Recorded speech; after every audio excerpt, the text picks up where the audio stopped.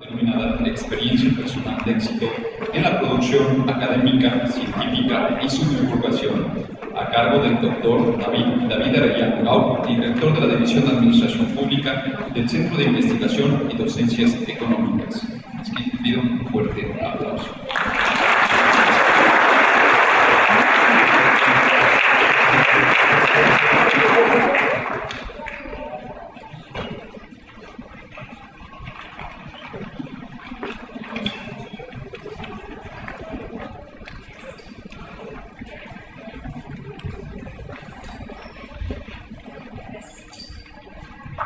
Voy a dar lectura a un brevísimo resumen del currículum del doctor David, ya que tiene una amplia trayectoria y pues bueno, hemos elegido las partes más importantes de su currículum. Es doctor en Administración Pública por la Universidad de Colorado, profesor investigador del Centro de Investigación y Docencia Económica, CIDE, donde ha sido su secretario académico del 2009 al 2013. Ha publicado más de 50 artículos en revistas arbitradas, entre las que tenemos a las prestigiosas Organization Studies, Public Administration Review, Administration Associated, Public Administration and Development, International Journal of Public Administration, American Review of Public Administration, International Public Management Journal, Revista Mexicana de Sociología, Foro Internacional Reforma y Democracia. Cuenta con más de 10 libros sobre temas de gestión, organizaciones y política pública. Fue editor de la revista arbitrada Gestión y Política Pública de 1997 a 2013. Fue editor de la revista Organization Studies de 1998 a 2013, de la que actualmente es senior editor. Forma parte de comités editoriales de las revistas Journal of Public Administration Research and Theory, de American Review of Public Administration, International Management, Gestión y Política Pública, entre otras más.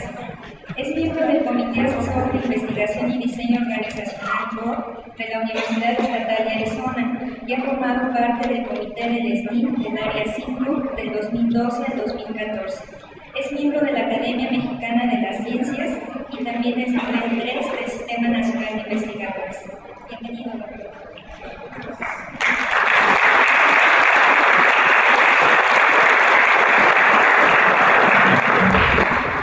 Pues muy buenos días, muchísimas gracias por la invitación a reflexionar con ustedes en esta lluviosa mañana. Debo de confesar que la pregunta que me hicieron me llamó mucho la atención y generó todo un reto las últimas semanas para definir y pensar cómo contestarla, ¿no? Una pregunta muy interesante, que me la habían hecho, que era cómo hacer para sobrevivir con las reglas del juego, con la dinámica académica contemporánea en nuestro país y lograr tener, cualquiera que eso quiera decir, una experiencia exitosa en esta carrera académica. Me llamó mucho la atención la pregunta, me pareció muy interesante intentar reflexionar sobre ella, porque se podría analizar desde muy diversos puntos de vista y desde muchos ángulos que podría uno tratar, sobre todo incluso cuando uno quisiera definir la complicada palabra éxito, ¿no? ¿Qué significa tener éxito en una carrera académica? ¿Y qué significa tener éxito en una carrera académica? ¿Cómo hacer para tener éxito en una carrera académica? Es una pregunta que me llevó a pensar que en realidad, más que hablar de historias de éxito personal, uno probablemente tendría que encuadrar a la investigación y a la carrera académica que muchos de nosotros queremos desarrollar en el ámbito social y político en el cual vivimos, digamos, donde es muy importante comprender cómo, pues probablemente muchas de las reglas que estamos sufriendo y viviendo como académicos en el mundo contemporáneo y en el país, y ustedes en la UAP y yo en el CID, en fin, tienen que ver con con una constitución basada en una lógica muy particular del poder que quiere definir que eso es una carrera académica exitosa, cuando probablemente hay muchos caminos para tener una carrera exitosa, cuando probablemente hay muchas maneras de ser feliz y de aportar y de generar soluciones y de generar teorías y de generar conceptos en una carrera tan hermosa como es la carrera académica, donde en realidad tendríamos un abanico de posibilidades más que un solo camino para lograr el éxito. Me sigo resistiendo, digamos, ya voy adelantando un poco mi prejuicio, ¿no? Me resisto de alguna manera a pensar que hay una fórmula y de que habrá que resignarse a las reglas que nos está imponiendo el contexto y resignarse a que en vez de que nosotros seamos los que hacemos la carrera académica, las reglas del mundo académico nos estén diciendo exactamente qué es lo que tendríamos que hacer. No está fácil, digamos, porque uno también tendría que entender en esta dinámica que las reglas políticas y sociales que se están implementando en los últimos años, de las cuales vamos a hablar un poco acá, pues tienen que ver, en efecto, con lógicas como rendición de cuentas, sin lugar a dudas. Es decir, sobre todo aquellos que venimos de instituciones públicas y que recibimos nuestros salarios de alguna manera de los impuestos del pueblo, pues en efecto tenemos responsabilidades que cumplir y es justo de alguna manera que la sociedad nos pida cuentas sobre cómo se gasta nuestro dinero, en permitirnos hacer investigación y en permitirnos educar a la sociedad y en permitirnos dar clases. Es decir, cuando me refiero a resistirse a las reglas del juego, no me refiero a ser un rebelde sin causas, pero sí me refiero a ser crítico y analítico respecto de los pros y de los contras que se están generando en esta lógica donde se está ya prefigurando una definición muy particular de lo que significa una exitosa carrera académica. Entonces, sobre estas bases son las que yo quisiera platicar con ustedes y en esto voy a dedicar los próximos minutos a compartir con ustedes la reflexión que esto me despertó y evidentemente que esto no voy a tardar mucho, entonces seguramente va a haber tiempo para preguntas y que podamos dialogar y entrar en una discusión. No estoy seguro si van a estar de acuerdo con todo lo que voy a decir, no importa, digamos, que bueno que no estén de acuerdo conmigo y en ese sentido podemos entrar y discutir. A ver, entonces digamos, es una visión muy personal, ¿cierto? Les comparto una visión muy personal con el fin de que lo podamos discutir, lo podamos analizar y al final de cuentas espero que esta manera de que yo intenté entrar y reflexionar a esta pregunta que me hicieron, que se encuentra aquí, digamos, de alguna manera en el título de la presentación, les sea también a ustedes útiles para entrar en esta discusión. La casa de la ciencia. A ver, déjame compartir con ustedes lo que yo creo que es la ciencia como un fenómeno social y por lo tanto esa casa donde los académicos hemos decidido vivir nuestra vida profesional y nuestra carrera profesional. Es una casa porque para entrar a esta casa hay que tener cierto gusto por ciertas cosas, ¿no? En este caso, porque nos gusta el conocimiento, probablemente, porque somos inquietos, porque nos hacemos preguntas y porque creemos que las reglas de la ciencia es una buena manera de generar conocimiento. Enfatizo, sin lugar a dudas, que socialmente hablando, la ciencia no es la única manera de obtener conocimiento. Hay muchas otras maneras de obtener conocimiento, pero la ciencia y sus reglas, aquí, cualquiera sea la definición que encontremos de esta discusión contemporáneamente, es una especie de marco de reglas que nos dice que quien quiere vivir en la casa de la ciencia tiene o busca o le gusta o acepta que va a seguir ciertas reglas del juego, ¿no? Por ejemplo, en esta casa que llamamos ciencia, los académicos supone, ¿verdad? En principio aceptamos que tenemos un gran respeto por la evidencia. Hay muchas maneras de obtener conocimiento y el conocimiento se puede obtener por muchos caminos, pero en el camino de la ciencia lo que buscamos es encontrar noticias en la realidad, fenómenos, lógicas, números, cantidades, cualidades que nos digan que esa evidencia define que estamos más cerca de cierta manera del conocimiento, ¿no? Entonces esta es una regla muy importante, ¿no? Acá, en principio, buscamos en esta casa y una de sus reglas es la evidencia importa mucho. Además, tenemos que entrar a esta evidencia con el escepticismo, que es una de las cosas más difíciles que esta casa nos pide, ¿no? La casa de la ciencia nos pide ser escépticos, que significa ir en contra de una naturaleza humana muy lógica, que es tenerle mucho cariño a las ideas que uno cree que son correctas, ¿no? Y eso uno le tiene mucho cariño y dice, esta es la manera correcta de ver la realidad, y uno encuentra evidencias y encuentra que la manera en que uno ve la realidad no se acerca tanto por la evidencia y requiere de mucha disciplina en esta casa para decir estoy mal, o para decir tengo que repensar lo que yo creo que es la realidad, porque la evidencia me dice que va para otro lado. Esta es una de las cosas más bonitas de esta casa, ¿no? Más difíciles que esta casa nos pide. Ser escéptico, y tener libre respeto a la evidencia implica que puedes estar equivocado y echarte para atrás y decir lo que yo pensaba que era muy padre, lo que yo pensaba que era mi conocimiento puede estar mal. Bueno, ok, es una de las reglas importantes, entre muchas otras, ¿no? Estoy caricaturizando. Y una última, digamos, por ejemplo, esta ahí, las dos primeras puede ser que no haya tanta discusión, pero la tercera sí. La tercera sería para mí muy importante, que es: la verdad no se consigue, ¿no?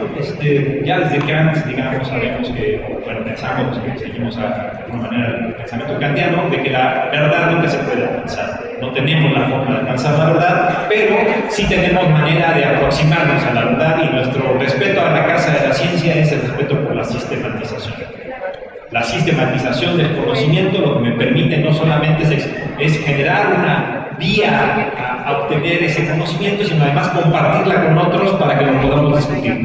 Entonces, yo llegué a ciertas evidencias y ciertas conclusiones siguiendo este camino. 1, 2, 3, 4, 5, lo puedo explicar, lo puedo hacer público, y en el extremo de una muy buena investigación, otro investigador o investigadora puede llegar y replicar eso que yo hice, y tal vez encontrar las mismas evidencias, las mismas conclusiones, y entonces eso va generando más conocimiento, ¿no? Bueno, eso es la sistematización. Y la sistematización permite otra cosa muy bonita de esta casa de la ciencia, justamente el escepticismo.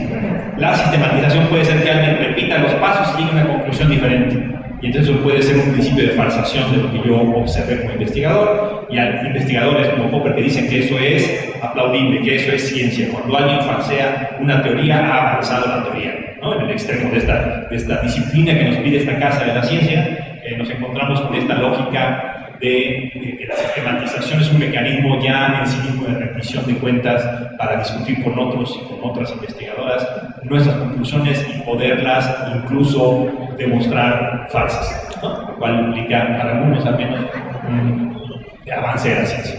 Bueno, puede haber muchas otras, ¿cierto? Aquí estoy ejemplificando y simplemente estoy caricaturizando lo que yo veo lo que quiero llevarlos a ver es a la ciencia como un fenómeno social, ¿no? La ciencia, al final de cuentas, es un fenómeno social, es una casa institucional en la cual nosotros, los académicos, hemos decidido vivir y en algún sentido seguir algunas de estas reglas, y algunos masoquistas dirán que hasta estas reglas nos llegan a gustar del camino, ¿no? Nos sentimos tan contentos en esta casa de la ciencia que hasta felices nos sentimos de ser observados a la luz de las evidencias. Si el mundo fuera así de sencillo, a lo mejor no tendríamos tantos problemas.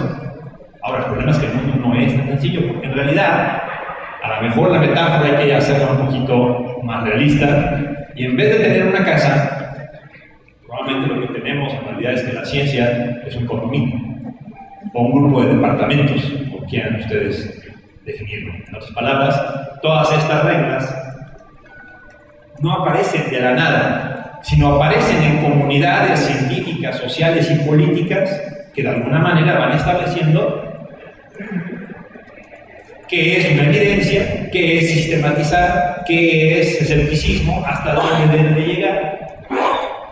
Si esto es cierto, digamos, si nuestra casa de la ciencia se ha convertido en realidad en un condominio donde hay muchas visiones y formas de ciencia posibles, significa además todavía un mayor grado de socialización en la ciencia, ¿no? En otras palabras, hay una batalla por el método, por ejemplo, ¿no? Y hay debates duros, fuertes, complejos, si es cuantitativo, si es cualitativo, si es nociológico, si hay un problema epistemológico, si un problema epistemológico X es mejor que otro problema epistemológico Y, ¿no? Y entonces comienza un debate y una discusión donde en este condominio, dentro del mismo condominio, se repite una lógica social de debate y de discusión, y por lo tanto una lógica política que establece que en algunos momentos ciertos grupos de ciertos condominios comienzan a dominar a otros, ¿no? Comienzan a establecer reglas que les imponen a otros, ¿no? En ciencias sociales esto lo estamos viviendo, creo que lo hemos vivido siempre, ¿no?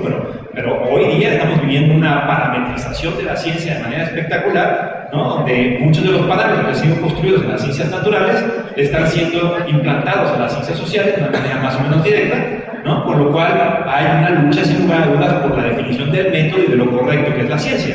Claro, lo lógico es esperar que muchos de los grupos de las ciencias, en este caso el ejemplo que acabo de poner, de las ciencias sociales, se resistan a ser parametrizados como están siendo parametrizadas las ciencias naturales, y ahí comienza un debate y una discusión muy interesante. Entonces sí, esta es una casa con ciertas reglas, o es un grupo de departamentos con ciertas reglas, y hay una batalla social y política ahí dentro, muy lógica, muy natural, que sucede en todo el mundo, para definir las reglas, para discutir esas reglas, e incluso, en algunos casos, para hacer hegemónica cierta manera de ver las reglas del juego que tenemos que seguir. Bueno, entonces, a mí me gusta más la metáfora me gusta la de la casa porque es muy simple, pero la metáfora del condominio creo que es más cercano a esta lógica de la ciencia como construcción social, ¿no? Tal vez aquí voy a cambiar un pequeño paréntesis, digamos, ¿no? Cuando me refiero a ciencia como construcción social en un extremo relativista podemos pensar entonces que cualquier cosa puede ser ciencia, ¿no? Ese es uno de los debates, pero en realidad esta socialización, esta socialidad de la ciencia implica que la lucha política y la lucha social se establece por definir y hacer hegemónica cierta manera de ver la ciencia, acaba definiendo ciertos parámetros que no son fáciles de sobrepasar, ¿no? Si bien uno puede encontrar hoy día propuestas científicas, algunos dirían pseudocientíficas, de relativismo completo, ¿no? De cualquier cosa ciencia, creo yo que en el centro de esta discusión no aparece un relativismo de este tipo, ¿no? Si hay un cierto respeto y una cierta lógica de estas reglas generales que puse en la primera filmina. Bueno, si quisiéramos ejemplificar un poco más, ¿no? Las consecuencias que significa ver a la ciencia y nuestras carreras académicas insertadas en esa lógica de la ciencia de una manera más social, de una manera más política, en esta batalla por el método, en esta batalla por las reglas, en esta batalla por los mecanismos de evaluación y de medición, todas estas cosas que estamos viviendo de una manera brutal, todos como académicos en el país, y créanme que este es el inicio apenas de una historia que puede llegar a niveles impresionantes. Cualquiera que haya revisado cómo se está parametrizando la disciplina académica en el Reino Unido, por ejemplo, podrá darse cuenta que nosotros estamos muy lejos todavía en México de llegar a esos niveles de parametrización que ya nos están llegando.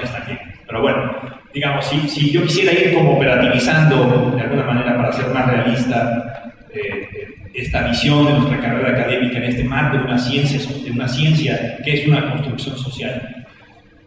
Aquí, por ejemplo, pongo 4 grupos de reglas, por llamarlo de alguna manera, estas reglas generales que les digo al principio, y que son 4 grupos de reglas que pueden complementarse y muchas veces pueden ser contradictorias. Esto para lo que quiero decir es que si algunos de ustedes se han sentido confundidos respecto de a qué le hago caso, a mi disciplina o al SNI, a qué le hago caso, a las reglas de la universidad o a las reglas de mi grupo, a qué le hago caso, a los antropólogos, a los sociólogos, a quién le hago caso, a los médicos, a los biólogos. Bueno, pues lo que les quiero decir con esta filmina es que esa confusión es absolutamente lógica y natural, porque las reglas vienen de varios lados. Y esas reglas no necesariamente son compatibles, y esas reglas no buscan ser compatibles y muchas veces justamente son parte de la batalla que hay que dar, ¿no? Y entonces, en efecto, la profesión se supone que somos una profesión, en un sentido, los académicos vivimos una lógica profesional, y esa profesión es nuestro principal baluarte de evaluación y de sentido, ¿no? Es la profesión la que nos da ningún burócrata en su escritorio, con todo respeto a los burócratas, puede llegar a comprender y a definir las reglas de cómo se hace la investigación. Porque las reglas de la investigación están en varios lados. Y primero que nada están en mi profesión, ¿no? Y en mi profesión es una comunidad, ¿cierto? Ya se fijan como la cosa social aparece por todos lados, ¿no? Mi profesión es una comunidad que organiza congresos, que tiene revistas, que tiene evaluadores y evaluadoras, que forman parte de los comités separados en diferentes ámbitos. Y esa profesión, muy ambigua y muy amorfa, también dividida y en batalla, por cierto, internamente, genera estas primeras reglas, ¿no? ¿Qué es ser un buen economista? Híjole, pues depende si le preguntas, ¿no? a un neoliberal o a un keynesiano, pero es una comunidad y hay una batalla y una lucha por definir lo que es un buen economista, lo que es un buen administrador, lo que es un buen biólogo, lo que es un buen médico. Pero a veces esta profesión tan ambigua, esta profesión es una más ambigua, por más que queramos que sean muy profesionales y muy cerradas y hay profesiones realmente muy bien organizadas, más organizadas que otras, no alcanzan a ser los únicos baluartes de las reglas que estamos viviendo. Sin lugar, las universidades están generando reglas, los centros de investigación están diciendo queremos que publiques en tales tipos de artículos con tales niveles de arbitraje y hay otras más exageradas que nos dicen si no tiene impact factor de no sé qué número ya no vale la pena, y otras que te dicen si no hay un porcentaje de rechazo del 97% de ese artículo no vale tu paper, no, bueno, madre mía, puede llegar a niveles muy fuertes y las universidades y los centros de investigación tienen facultades para imponer reglas o establecer reglas que a veces respetan a la profesión y a veces no. En el CIDE vivimos una batalla muy simpática durante décadas, ya activa entre los economistas y los historiadores, ¿no? Y entonces los historiadores se enojan porque el CIDE los evalúa igual que los economistas, hay una batalla espectacular, y los economistas dicen que todo el mundo debe ser evaluado por los economistas, en fin, es una batalla muy simpática, existe y es, aunque digo que es simpática, que río, es grave, ¿no? Es importante porque afecta la vida de las personas. Que al final de cuentas no solamente pueden ser ingresos económicos que se afectan, sino incluso prestigio, ¿no? Redes en las que no se puede mover, recursos, cosas por el estilo, o sea, tiene implicaciones prácticas. Las del grupo son muy importantes, sin lugar a dudas, ¿no? Y en el grupo puede ser un microcosmos de la profesión. Como todos sabemos, me imagino, bueno, no sé, más bien como yo asumo, ¿no? Uno de los baluartes científicamente comprobados de cualquier académico es el gigantesco ego que tenemos. Pero bueno, creo que en general podemos decir que es una de nuestras características, el gigantesco ego, ¿no? Y cuando tú juntas a tantos egos en un grupo, aunque sea también una profesión, aunque comparten muchos de estos principios y de estas reglas, lo que yo he vivido en la práctica al menos es que es una batalla sin cuartel espectacular, ¿no? Pues no me estás atacando a mi método y a mi evidencia, me estás atacando a mí personalmente, ¿no? Bueno, que forma parte de esta lógica, pero los grupos también plantean reglas y se establecen reglas y normas, ¿no? En mi departamento, en el Departamento de Acción Pública del CIDE, hay un gran debate respecto de si es más importante publicar libros o artículos, ¿no?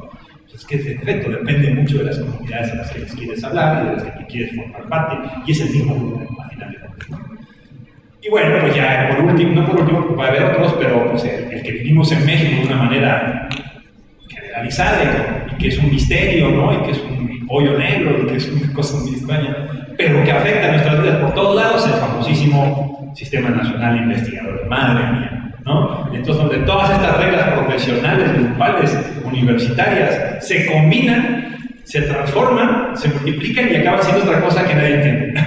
O que no entendemos, ¿no? O que no entendemos. Claro, si nos hacen el SNI estamos contentos y como nosotros en el SNI nos enojamos, ¿no? Forma parte del juego. Pero el SNI es otro, es un parámetro muy importante, creo yo, en las últimas décadas, desde que nació en el 84, cada vez crecientemente en nuestra vida. Vamos a platicar un poco, uno de mis ejemplos de vida, digamos, sobre lo que implica una carrera académica en México, tiene que ver con el SNI, entonces lo voy a dejar un poco más adelante porque me voy a meter un poco más a fondo al asunto del SNI, que creo que es uno de los marcos institucionales de reglas que afectan en gran medida lo que implica la pregunta que me hicieron, ¿no? ¿Qué implica una carrera exitosa académica en el mundo contemporáneo del país? Bueno, ¿qué es lo que hace un ser humano de carne y hueso ante esta variabilidad, ante esta lucha social y política que implica la ciencia, ¿no? La ciencia no es este espacio etéreo, abstracto, intocado. La ciencia es una construcción social y política y tenemos que vivir esa construcción social y política todos los días de nuestra vida. Y esta lógica social de la ciencia lo que nos manda son señales encontradas por todos lados. La profesión te dice una cosa, el grupo te dice otra, el SNI te pide otras cosas, la universidad te evalúa bien y el SNI te saca, o al revés, entras al SNI y la universidad te quita recursos porque no la hiciste bien. ¿Cómo vivimos estas fuerzas? Pues tiene que ver justamente con que nuestra carrera vive con fuerzas contradictorias todo el tiempo, y eso implica para nosotros como seres humanos tomar decisiones. Y esas decisiones tienen costos, ¿no? Y esas decisiones tienen ventajas y desventajas. Claro, o sea, no hay, creo yo, no hay una forma en ese sentido. Uno va acabando con varias bifurcaciones y uno va teniendo que tomar decisiones. A veces las decisiones son dolorosas, porque uno tiene que abandonar cosas que no le gustaban, ¿no? Y uno tiene que preguntarse siempre por qué tuve que abandonar esas cosas. Porque el SNI me lo dijo, abandoné una línea de investigación que me interesaba, ¿no? Porque decían que no tenía impacto, madre mía, ¿no? Ese tipo de decisiones son dolorosas, son difíciles, pero lo que les quiero decir son hasta cierto sentido inevitables. Y lo que hay que saber es vivir con ellas y aprender cómo, colectivamente me refiero, a aprender cómo responder a ellas. Entonces aquí yo pongo algunas fuerzas en contradicción, que yo creo que son fuerzas clásicas, o al menos en mi carrera y en lo que yo he vivido personalmente y miembro del comité de viví varios años, es estas cosas contradictorias que uno tiene que tomar decisiones, ¿no? Una, por ejemplo, podría ser, ¿qué debo de hacer? ¿Debo de enfocarme a una carrera de impacto internacional o debo de enfocarme a una carrera de impacto nacional? ¿Hacer las dos cosas se puede? Sí, estoy maniqueo, ¿no? Estoy poniendo estas fuerzas en contradicción, pero no quiere decir que sean antagónicas. Sin embargo, intentar hacer las dos cosas es una cosa sumamente complicada, que requiere muchos recursos, requiere muchas habilidades, requiere mucho tiempo y es muy riesgoso, ¿no? Porque no es lo mismo hablar a ciertas comunidades internacionales que te piden que hables de ciertas cosas, ¿no? En nuestro país, en nuestro caso, en México, que todavía tenemos que estar volteando, no sé si correctamente o no, a los países desarrollados para darle legitimidad a muchas de las cosas que decimos, ¿no? Hay cosas tan prácticas como que en revistas internacionales o debates internacionales te dicen, ¿y por qué México es importante en la discusión internacional? Sopa, ¿no? Y tú haces una investigación que hacía que México era importante por sí mismo. Nunca te habías hecho la pregunta, ¿no? De por qué para un noruego o para un chino iba a ser importante entender la experiencia mexicana. Eso es todo un esfuerzo y toda una grilla, toda una política que uno tiene que hacer en estos grupos para que nuestra investigación se haga internacionalmente de impacto. Y a veces yo conozco muchos investigadores, investigadoras que se han concentrado tanto ahí que cuando uno lee sus textos uno se pregunta, si un mexicano lee esto, ¿qué decir? Cosas terribles, ¿no? No estoy exagerando, pero esto tipo de cosas yo las he llegado a vivir como personalmente. La agenda nacional, en cambio, tiene otras ventajas y otras desventajas, ¿no? Le hablo a ciertos grupos que conozco, que tengo cerca, que estamos discutiendo problemas muy cercanos, nacionales, locales o regionales, y puede ser muy vivo. Pero también me ha pasado ver que hay una concentración tan fuerte en esa agenda que llega a ser tan local, ¿no? Que cuando uno se hace la pregunta, ¿eso puede ser comparable y puede obtenerse conocimiento comparándolo con otras experiencias? No hay como una gran estructuración de los argumentos para hacer la lógica internacional, ¿no? Entonces, esta es una decisión de las más complicadas que uno tiene que hacer en la carrera académica, y si uno decide por intentar las dos cosas y lograr el equilibrio, implica una habilidad de malabarista altamente sofisticada, ¿no? Es una fuerte decisión y es una decisión que uno tiene que vivir con todas las consecuencias. Se puede ser una excelente carrera académica enfocándose en lo internacional, una excelente carrera académica enfocándose en lo nacional, una excelente carrera académica intentándolo combinar, pero cualquiera de esas decisiones son dolorosas, difíciles, implican estrategias personales, estrategias grupales y estrategias de la universidad o del centro de investigación para apoyarnos o no en realizar estos esfuerzos y estas apuestas. Creo que voy dejando claro que yo creo que una de las lógicas de cualquier carrera académica es el riesgo, ¿no? Uno ex ante no sabe que va a tener éxito en una investigación, ¿no? Y mucho menos una carrera académica forma parte de la lógica. O sea, aquí también es una decisión de riesgo. Una segunda fuerza dicotómica, estoy diciendo maniqueo, repito, no son excluyentes, es la clásica discusión, por lo menos en ciencias sociales, de impacto versus pertinencia. Es decir, en otras palabras, ¿no? Debo de tener un proceso metodológico altamente especializado, inmensamente puntual, preocupado por todos esos pasos metodológicos de una manera tremendamente estricta, aunque eso me obligue, más bien no me obligue, sino me impulse a hacer estudios sobre cosas muy acotadas, o busco investigaciones que intenten resolver problemas nacionales o atender grandes problemas nacionales, donde a lo mejor, digamos, el debate, los métodos, la lógica, la velocidad de las investigaciones, la velocidad de las publicaciones es otra, y por lo tanto, más bien me van a clasificar como una investigación más bien aplicada y pertinente, y no como una investigación altamente sofisticada y de impacto en la disciplina y en la ciencia, ¿no? Esta horrorosa pregunta o queja o crítica que me han hecho en revistas arbitradas, ¿no? Que te dicen, oiga, ¿y usted, después de todo este rollo que nos echó, cómo avanzó el conocimiento con lo que usted está diciendo, ¿no? Una pregunta espantosa.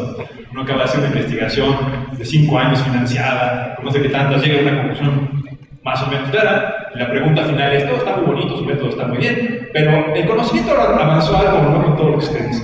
Chas, ¿no? Clásica pregunta de impacto de investigación, bueno, pues fíjate que ayudé me contesta, ¿no? Generalmente ayudé a la comprensión de un problema en mi región o mi municipalidad, ¿no? Está muy bien, pero eso es un impacto científico, madre mía, ¿no? Y uno se tiene que enfrentar con esas discusiones.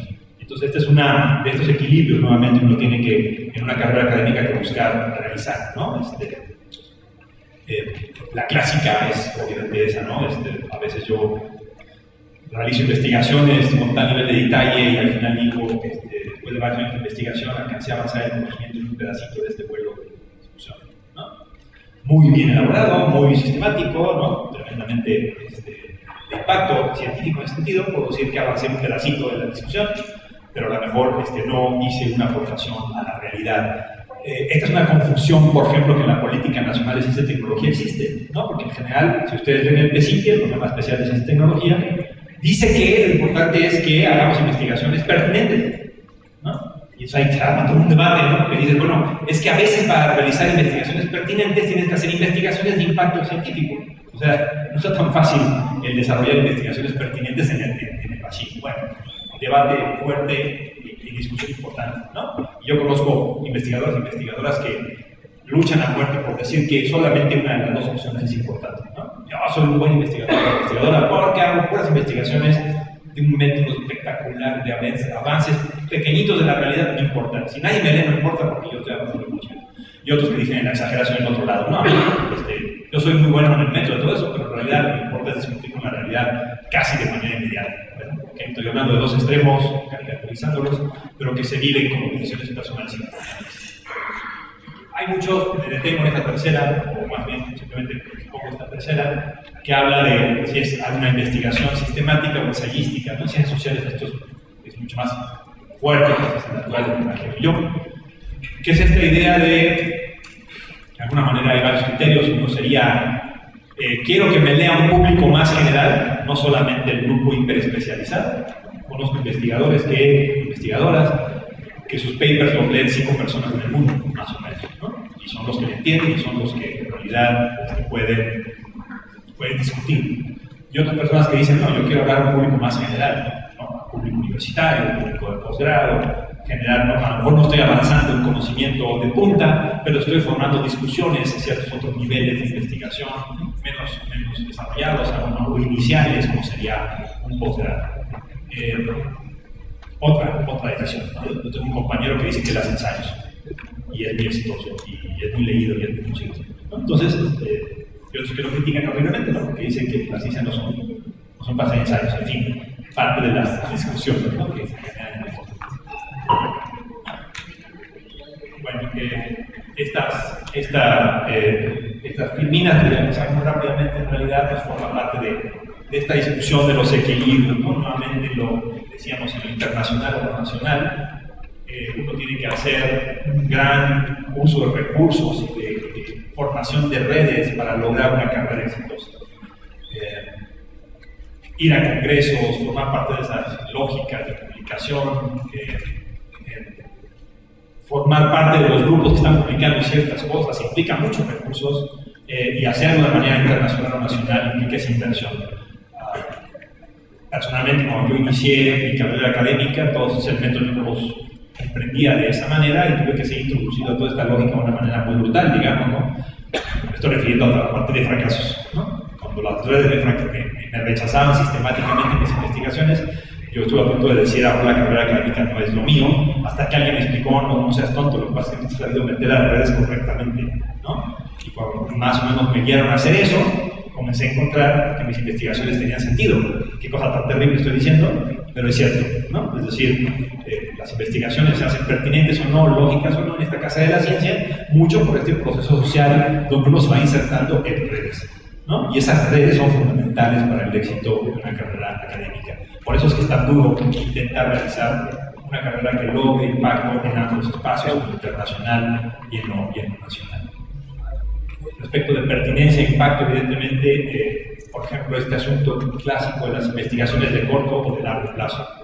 Nuevamente, hablando de que la ciencia es un fenómeno social y que es una producción política de alguna manera de diferentes sociedades, generar investigación de largo plazo es una de las actividades más reveladoras y llenadoras para un investigador o investigadora, pero es una de las más riesgosas. Conozco colegas que han pasado 5 años de su vida buscando una evidencia particular, con una gran ambición, llegan los 5 años y no la encontraron. no quiere decir que son tontos o tontas, ni mucho menos lo que hicieron equivocar las cosas. Quiere decir que tomaron riesgos, ¿cierto? Y que esos riesgos resultaron positivos. Es decir, al final de cuentas no alcanzaron lo que tenían que lograr. Y entonces mucha gente se está yendo en realidad a decir, bueno, pues si el mensaje que me está mandando esto es, debes de hacer investigación, solamente investigaciones de corto plazo son menos riesgosas, lo cual en el conjunto es un mal mensaje para la ciencia en cualquier país, ¿no? Es una manera de ver totalmente, digamos, esta separación entre pertinencia e impacto, entre encontrar evidencias o resolver problemas, por ejemplo, o realizar o obtener hallazgos. La cuestión de ensayística o de sistemática, por ejemplo, me ha llevado justamente a realizar algunos análisis de las métricas de las citaciones, por ejemplo, ¿no? Es un fenómeno muy interesante como los artículos de las revistas más especializadas son citados muy poco, en realidad por grupos muy particulares. A lo mejor son los más importantes avances científicos de nuestras disciplinas, pero son tan hiper especializados que pocos los conocen, ¿no? Y entonces, eso lleva al otro lado, ¿no? Aquí se pone como una comunidad más ambigua, que es una comunidad más general a la que le puedes hablar, en el cual implica, sin embargo, un lenguaje diferente y una presentación de tus investigaciones diferentes. Yo sé, digamos, que en el fondo alguien puede pensar, puede aludir, no estar de acuerdo conmigo y decir, no, la ciencia es mucho menos política y social de lo que tú estás diciendo, ¿no? Y entonces uno tiene que hacer una investigación solamente preocupado por los asuntos de la propia investigación, de sus evidencias, de sus métodos, de sus procesos.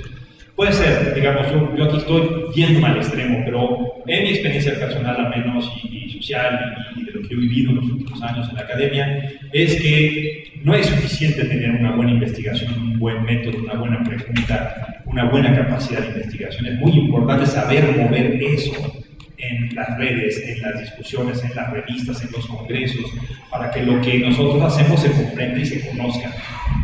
Entonces, digamos, lo que quiero llevar argumento muy arriesgado de mi parte es a que la manera en que uno presenta las investigaciones importa un montón, ¿no? Sí, es un poco injusto, ¿no? Porque nadie nos enseña a presentar bien nuestras investigaciones, ¿no? Pero cada vez más deberíamos hacer eso. Nosotros como profesores, creo yo, deberíamos tener una gran responsabilidad con nuestros estudiantes para ayudarlas a meterse a la dinámica de la investigación, a presentar en congresos, a presentar en seminarios, a hacer debates, a ser discutidos, porque podemos tener al alumno, a la alumna más brillante, pero que no sabe presentar su investigación, que no sabe discutirlo con sus colegas, que no puede convencer a otros doctores. No es el examen de doctoral un ejemplo impresionante de eso, porque uno tiene que saber lidiar con un grupo de malvados doctores que uno piensa en ese momento quieren evitar que uno se convierta en doctor, y convencerlos, y cada uno te pide cosas diferentes, y no es una tesis doctoral muchas veces esa capacidad que uno tiene para ir entre los 4, entre los 5, entre los 3 sinodales que realizaron tu investigación, convenciéndolos por diferentes razones, porque cada uno te pide diferentes razones, por lo general, de que esa investigación vale la pena. Es un proceso inmensamente societario, tremendo societario, convencer a tus símbolos, a tus evaluadores. Pero lo mismo le pasa a nuestros estudiantes todo el tiempo, ¿no? Entonces, este tipo de habilidades que luego no les enseñamos a nuestros estudiantes tienen costos, creo yo, para todos ellos y ellas en el tiempo. Voy a platicar rápidamente dos experiencias, ¿no? Una experiencia, decía yo hace rato, de mi primer artículo, digamos, que yo decía que era una belleza, que debería de ser publicado inmediatamente por cualquier revista de primer nivel, y que después de 3 revistas de primer nivel que me rechazaban, cada una de ellas con argumentos cada vez más cercanos a la grosería. Pues estuve a punto de decir que el que está mal seguramente soy yo, ¿no? Es decir, nomás no. En el punto de la desesperación o de la resignación, guardo tristemente esos dictámenes espantosos que me estaban haciendo. Y se me ocurre, realmente no hago, se me ocurre enviárselo a un buen amigo, investigador muy reconocido, y preguntarle de manera sincera, decirle, ¿qué estoy haciendo? Es decir, realmente soy tan bruto, es decir, este artículo dice cosas tan tontas que no merece ni siquiera un dictamen positivo. como a la semana me contesta, ¿no? Este buen amigo me dice, no, bueno, perdón, pues es que estás mal, estás haciendo un argumento X para puras revistas que quieren argumentos Y. Manda tu artículo a esta revista, o a esta revista, o a esta revista que sí les gustan los argumentos X. Es un horrible el argumento al principio, dije, ¿cómo? Pero ¿cómo puede ser eso posible, no? La ciencia es la ciencia, ¿no? No puede ser. Entonces mandé este artículo a una revista que sí le gustaban los argumentos X, y yo, sorpresa, dictámenes más cercanos a positivo. Madre mía. Bueno, ya tuve una plática muy seria con mi amigo, mi mentor en ese sentido, y él me decía, mira, ya tú tienes que comprender eso, es decir, la ciencia está compartimentalizada y tiene redes. Y esas redes se fortalecen a sí mismas, ¿no? Hay revistas exageradas, no sé, en los que hay una que se llama Administrative Science Quarterly, ¿no? Si tú no eres ecologista poblacional, ni piensas publicar en esa revista, por más que el artículo sea fenomenalmente bueno, ¿no? Mi artículo era crítico de una corriente de la administración pública y lo mandaba a las revistas del mainstream de la administración pública, pues evidentemente los estaban insultando y por eso me estaban redactando los artículos de una manera tan feroz, ¿no? Bueno, entonces, esa experiencia me llevó a esto que, llevado a la exageración, sería preocupante, ¿no? Cuando tú te preguntas, en el fondo, entonces, tengo una muy buena pregunta, tengo un muy buen problema que analizar, y creo que tengo el método y puedo conseguir la evidencia y tratarla de una manera muy bien desarrollada sistemáticamente, el siguiente paso que te tienes que preguntar es, ¿quién me va a leer? ¿Quién quiero que me lea? ¿En qué redes se van a mover? ¿Por qué me quiero discutir con esas redes o no? ¿Me voy a arriesgar a discutir con redes que van en contra de esta idea que yo he generado? ¿O voy a enviar este artículo a redes que están más cercanas a mi discusión? Decisiones todas complejas, todas importantes, pero que forman parte de una estrategia práctica, si le quieren llevar a ustedes esa palabra, práctica para hacer que nuestras investigaciones tengan pertinencia y tengan impacto. Y creo que no use mal las palabras. Claro, para hacer que nuestras investigaciones tengan pertinencia e impacto, tienen que ser buenas investigaciones, tienen que ser serias. Todo eso que hemos aprendido en los doctorados y que les enseñamos a nuestros estudiantes. Pero adicionalmente, tenemos que saber a dónde los queremos mover, con qué redes, en qué personas, en qué discusiones, en qué debate los vamos a realizar. Conozco muchas carreras académicas frustradas.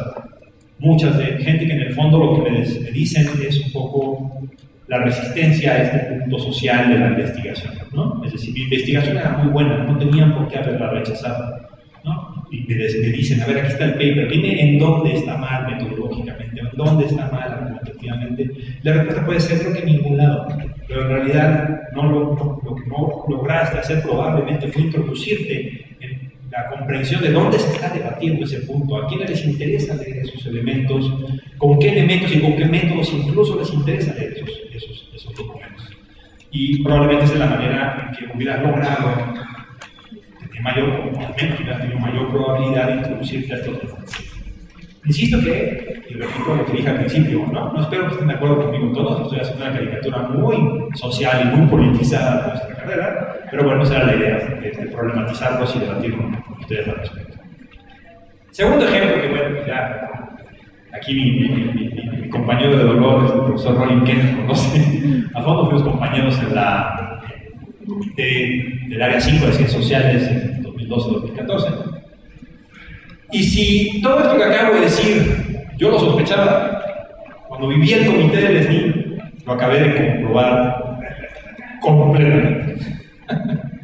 El hecho de que la disciplina y la ciencia es un proceso social, es un proceso político, es un proceso construido socialmente, ¿no? Y en el SNI y en los comités se vive de manera brutal, ¿no? Brutal, muchísimo. Yo creo que todos hemos tenido esta imagen de que el comité del SNI, esta cosa, es un grupo de malévolos investigadores oscuros, ¿no? Con sombrero de copa, con nariz de puerco, que lo único que piensan es darle la torre a las carreras académicas. Y creo que todo el mundo hemos pensado que era así, ¿no? Claro, ustedes dicen, tú ya te quieres salir del asunto porque ya estuviste en ese comité y a lo mejor estás escondiendo ese sombrero con ese nariz de puerco, pero en realidad yo no viví eso en el comité del SNI. Lo que yo viví fue un proceso humano inmensamente humano, ¿no? Por parafrasear a Nietzsche. A ver, ¿no? Pongámonos en cosas muy concretas, ¿no? El SNI es una evaluación de pares, primer dato. Por lo tanto, es una evaluación subjetiva. No hay otra. No puede ser de otra manera. Si son personas que están evaluando, tiene que ser subjetiva. La pregunta es cuánto y de qué tipo de subjetividad estamos de acuerdo, pero nunca dejará de ser subjetiva. Para eso hay esos 14 miembros del comité, ¿no? Varía, depende de las áreas, y puede haber miembros invitados, en fin, pero los 14 que el reglamento dice son seres humanos que viven una contradicción, porque lo que viven es criterios, ¿no? Que están más o menos escritos, pero que no son cerrados. Fíjense, dice, claro, estas reglas se aplican a todos. ¿Vale? Ok, pero hay variaciones aplicables por disciplina. Primer bloque, ¿no? O sea, se aplican a todos, pero no a todos porque puede haber variaciones disciplinarias. Entonces no es lo mismo evaluar un abogado que un economista en el caso social, ¿no? Pero además, que considere las particularidades disciplinarias ¿eso? Y regionales, madre mía. No es lo mismo evaluar a alguien del DF que Chiapas, eso quiere decir. No quiere decir, es lo mismo evaluar a alguien de Nuevo León, pero no es lo mismo evaluar a alguien de Nuevo León en la frontera que en Monterrey.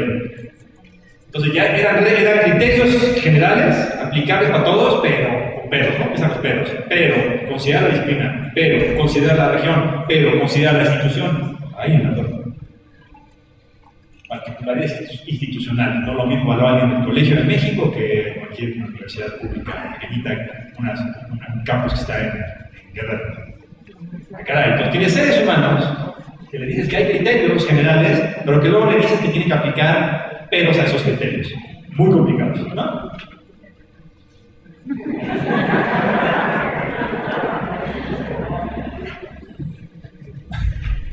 ¿Cierto? De limón o de cuál aquí.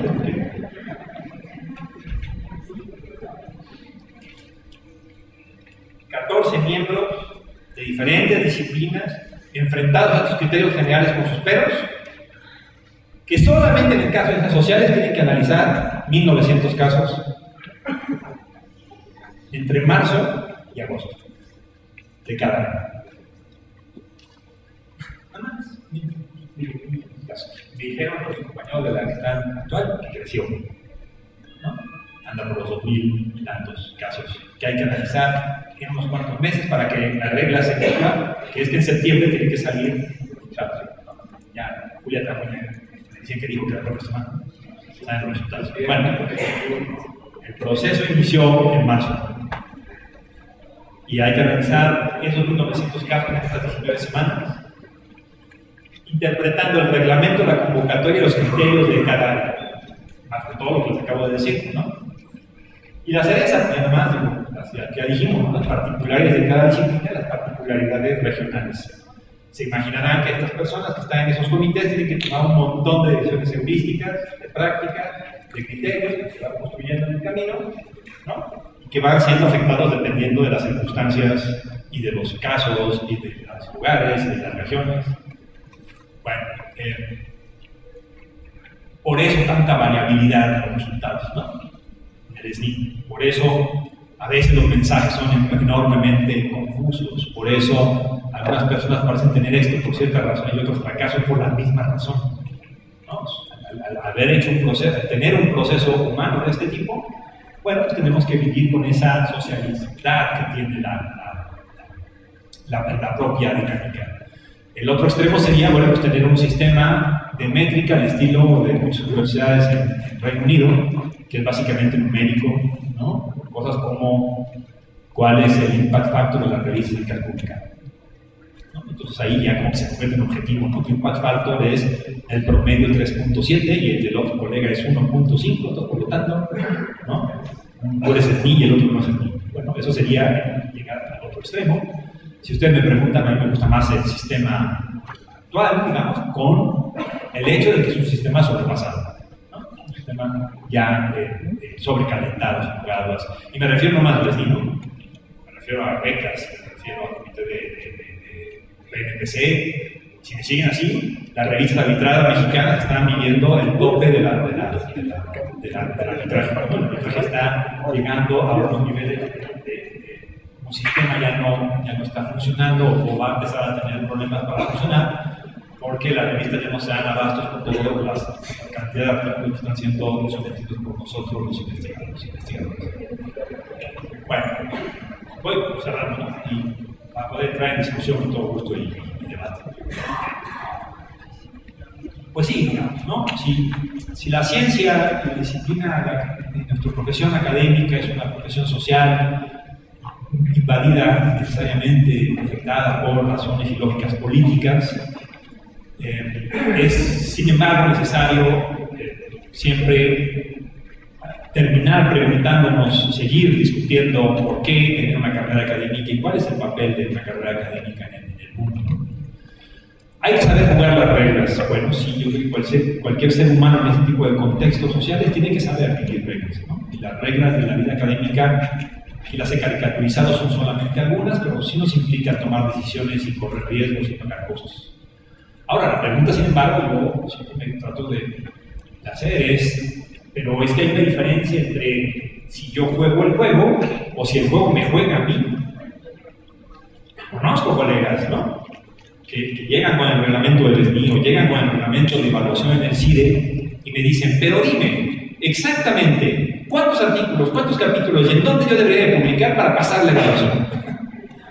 Ay, mamá, no, pero pues eso es que el juego te está jugando. Es decir, estás siendo investigador, investigadora, creo yo, para el juego y no porque quieres una carrera académica.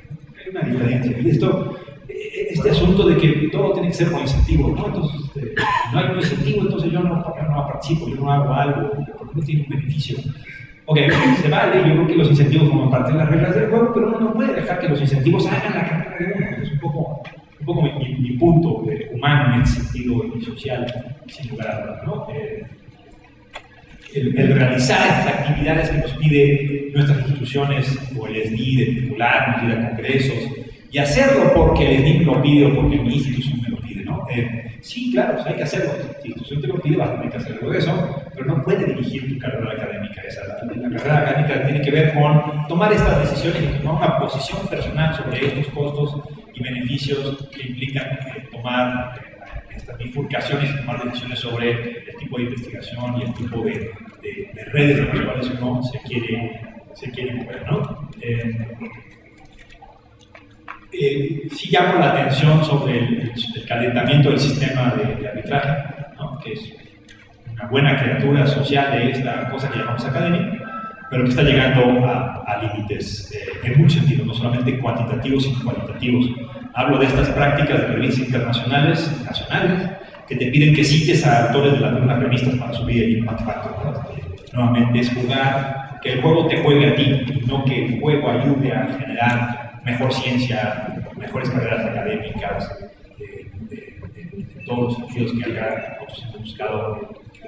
Creo, por eso hemos buscado tener esta carrera que es enormemente gratificante y flexible y que genera una calidad de vida diferente a muchas otras carreras y que es encantadora con todos los riesgos que esto implica.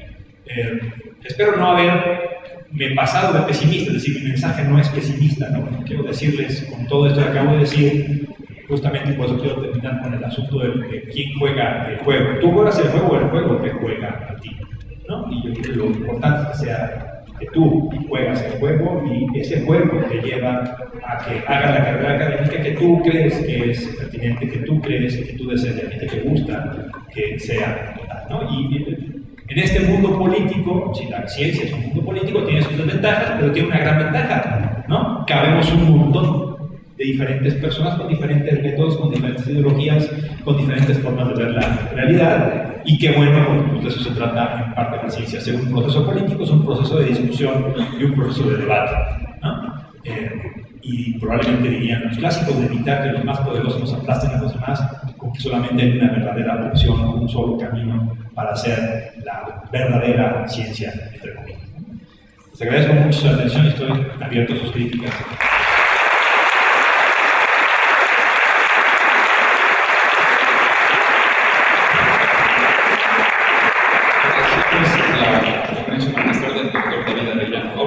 Director de la División de Administración Pública del Centro de Investigación y Docencia Económicas.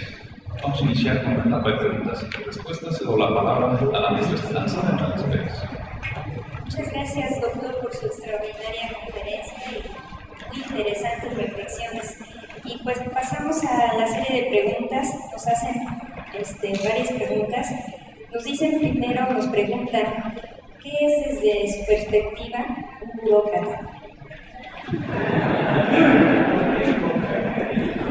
Cosa que yo he sido en mi vida, por eso insisto que no era peyorativo.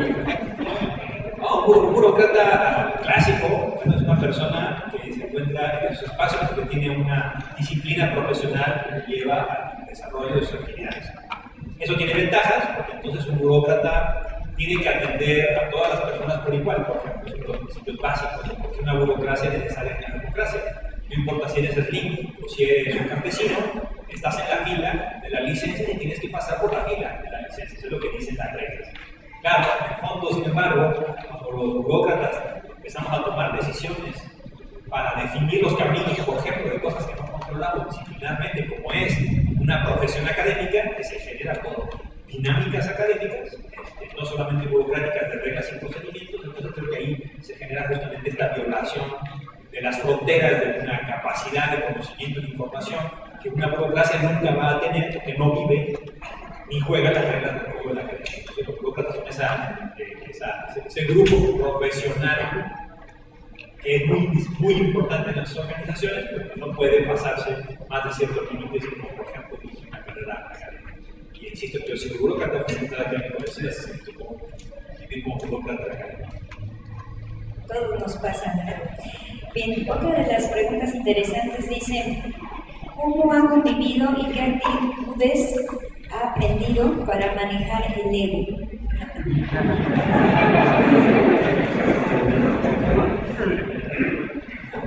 El mío personal. Creo que se refieren al suyo y al de los demás. Bueno, me parece que como nos acercamos a comprender a la ciencia como este espacio societal, plural, cuya esencia fundamental es el conocimiento debatido, me parece que los egos necesarios de la academia, los pensadores de la academia, encuentran una puerta que forma parte de la disciplina, según yo, de un académico, que es el escepticismo.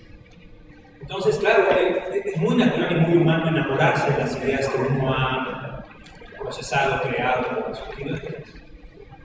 Por eso es que los académicos somos egoístas,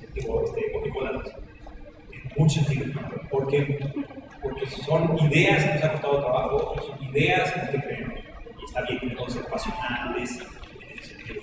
Pero siempre debemos de mantener a la mafalda, ¿no? Acá atrás nos está diciendo todo el tiempo, sí, pero acuérdate que puedes estar equivocado. Acuérdate que hay otras maneras de ver esa realidad.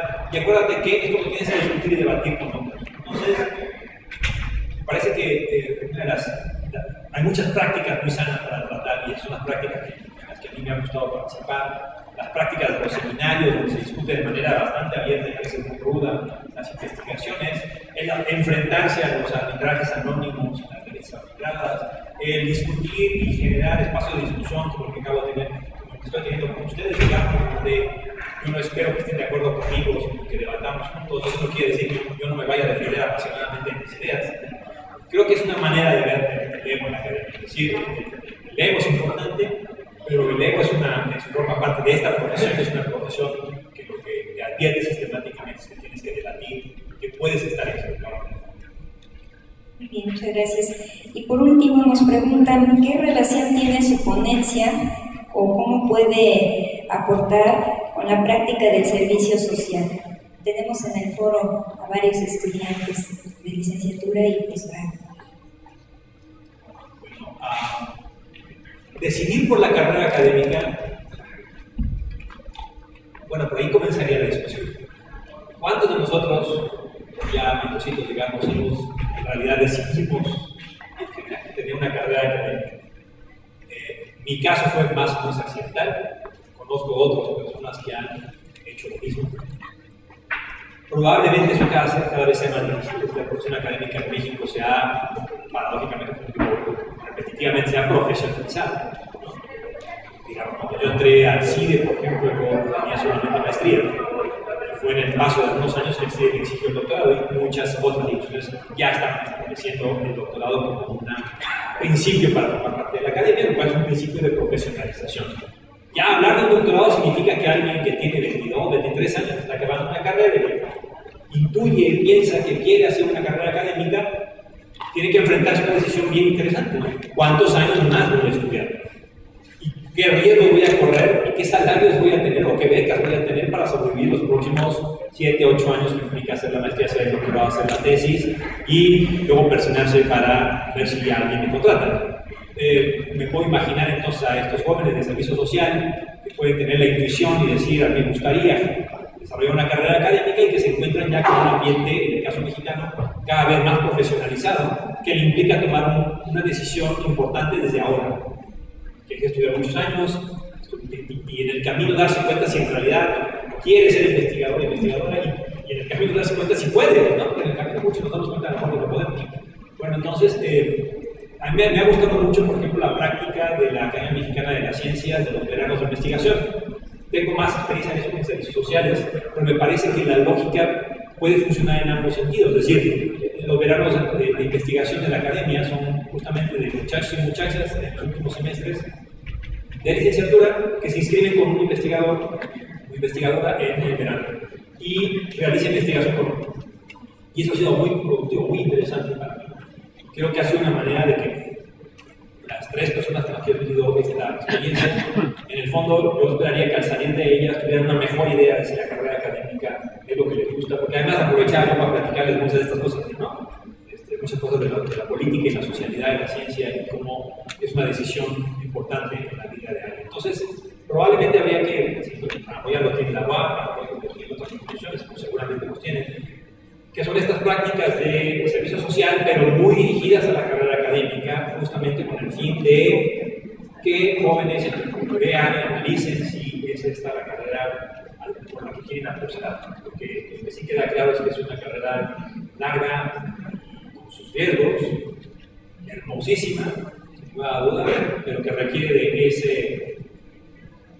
esas ganas y de ese sentimiento de apuesta por una vida profesional de muy largo plazo, que es la vida de la carrera académica. Totalmente de acuerdo. Pues le agradecemos mucho, doctor, su participación, su estancia en esta universidad.